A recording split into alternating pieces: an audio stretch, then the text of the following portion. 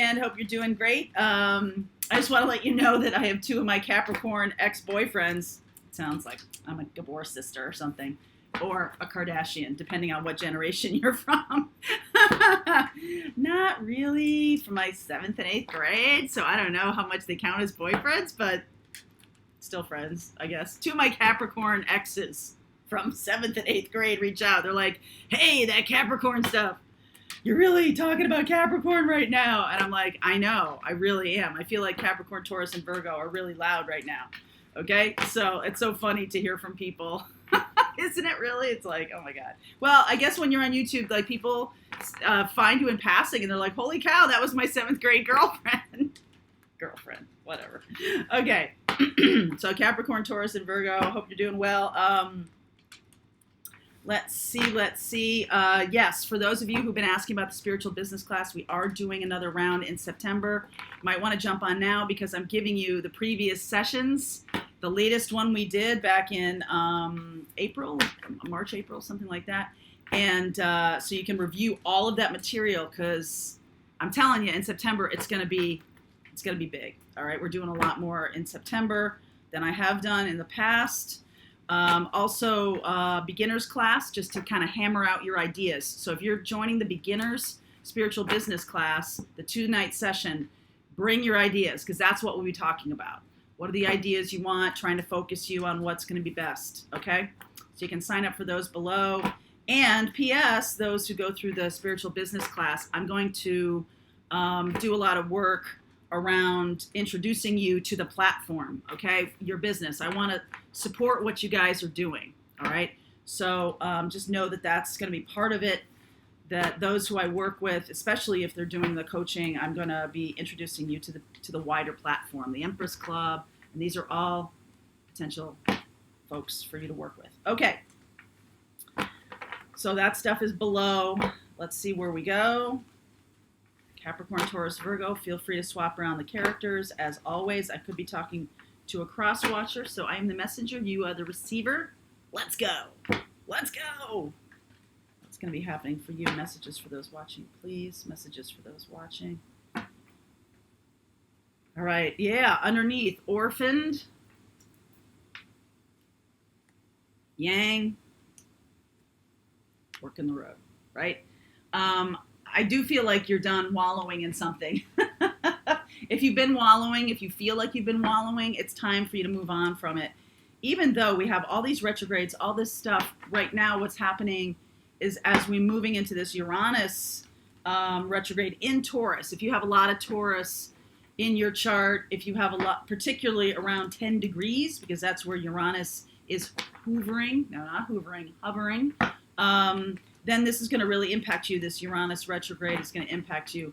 Mars goes into retrograde in Aries in September. So it might be hard to take action around that time, especially if you're in Aries, but particularly the Taurus folks. And what's going to be happening is it's going to be just a lot of rethinking and retooling and looking at your goals. What are my goals? Like really reassessing.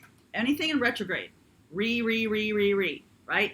And since this is about an Earth situation with Taurus, it's going to be about rethinking what makes you feel stable, what makes you feel secure. And even as Uranus going retrograde is pushing you out of your comfort zone, the comfort zone is no longer going to be secure. So that's something you need to reflect upon, okay? And by the end of the year, things will start moving forward. You'll really see things kicking in from January through March of next year as we get going forward, okay?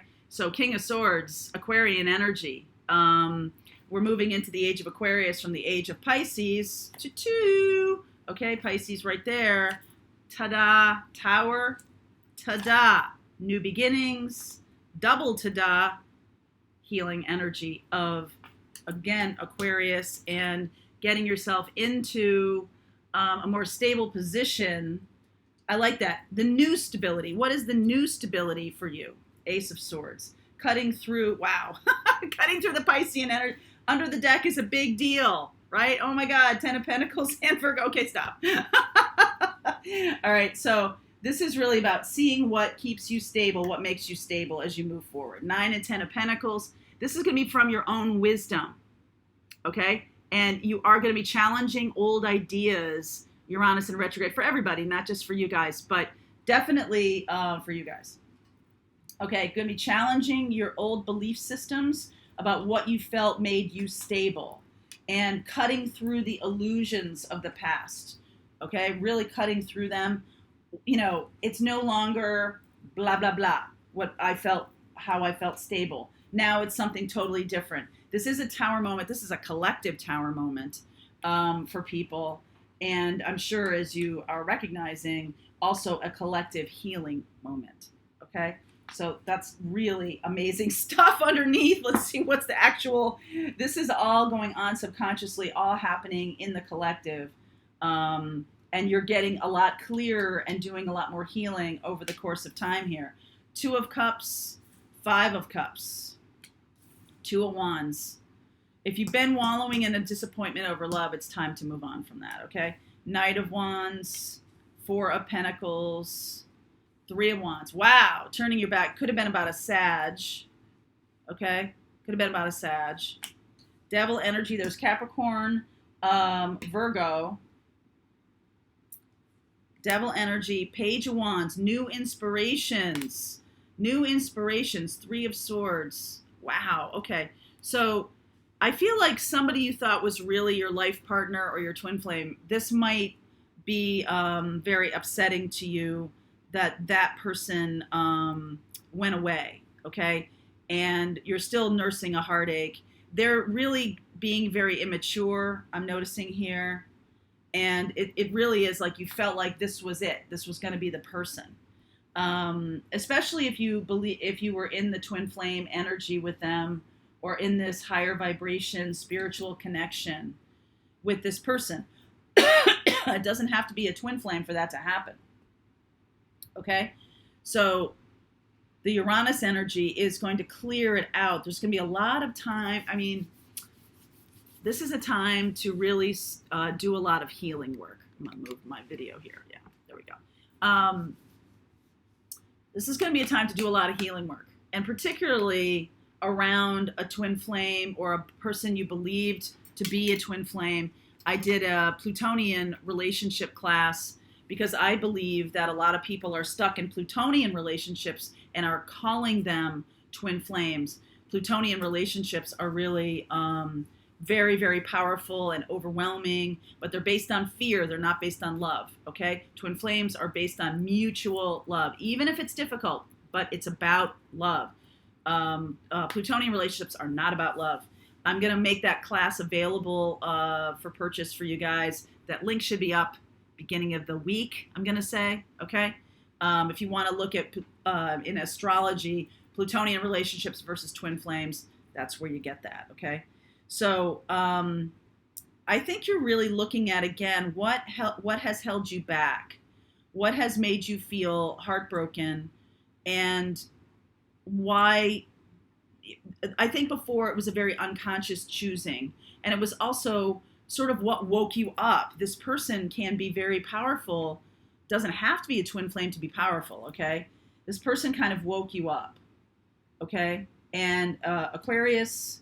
I see Aquarius here, Pisces, Aquarius, Pisces, Sagittarius, Gemini. We'll look at those in the extended, okay?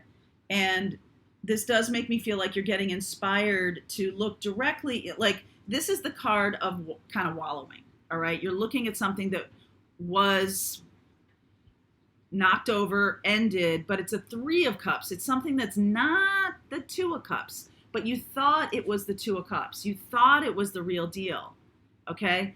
And that is not true. That is not true, all right? So this person that you really thought was your person put a lot of effort and time into believing that this person was a twin flame. The Gemini energy here of twins, 10 of Cups, is a twin flame card in my book, and then the 10 of Swords of like, okay, it's over. Feeling really lost and bereft because of that, all right? So 2 of Wands and 3 of Wands, these are the manifesting cards. The Two of Wands is when you send out your request in the form of a prayer. Three of Wands is when your expectation of it arriving.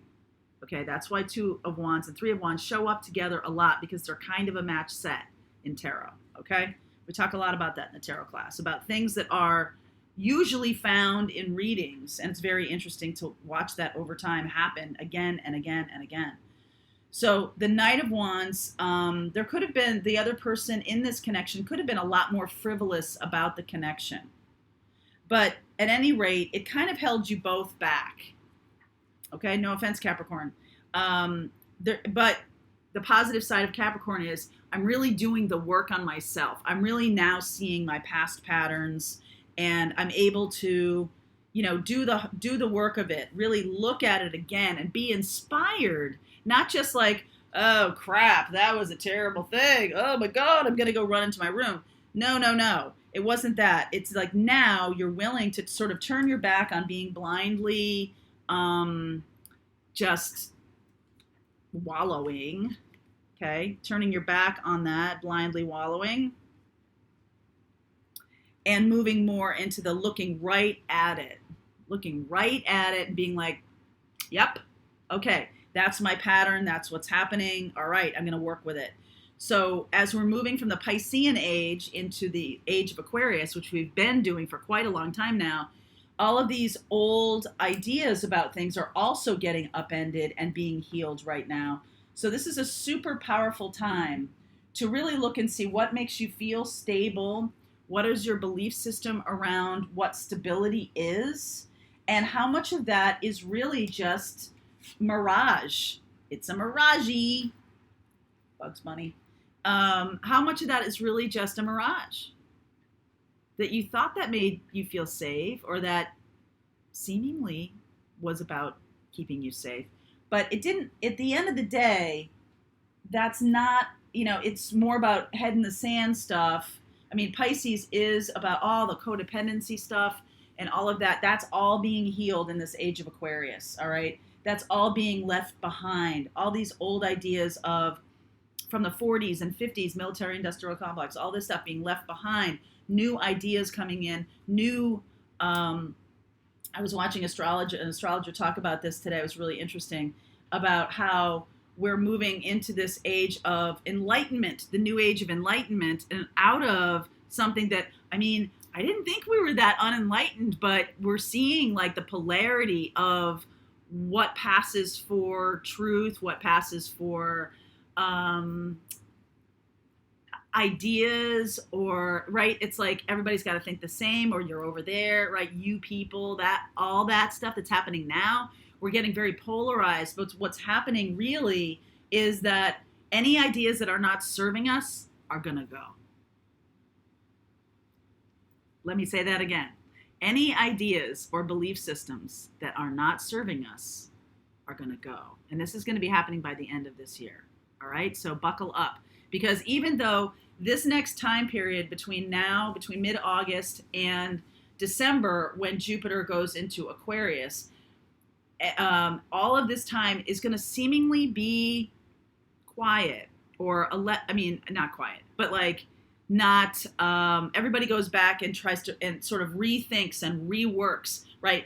Mars going into retrograde in September, Uranus in retrograde. These are thinking and taking action. There's no action when Mars is in retrograde. So the real action happens in the subconscious, in the connection to your brain and your thinking and how you're thinking and what you're thinking about and all of that. That's what this is all about. That's why this came out so strongly today. It's looking at, what is my security?